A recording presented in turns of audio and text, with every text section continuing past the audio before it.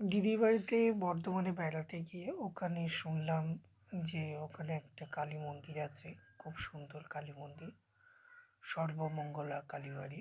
তো আমরা সবাই মিলে, দিদির মেয়ে, আমি এবং আমার উনি মিলে চলে এলাম সর্বমঙ্গলা কালীবাড়িতে। তো কালীবাড়িতে প্রথম যাওয়ার পরে দেখো কত সুন্দর কালী মন্দিরটা।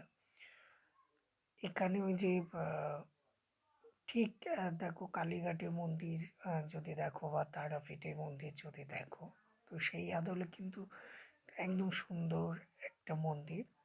তো আমরা সবাই মিলে চলে এসেছি সেখানে।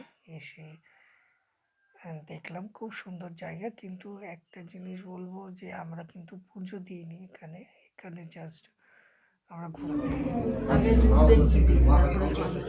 ভক্তের মঙ্গলার্থে ভক্ত কাঞ্চন মঙ্গল সনাতন জায়গা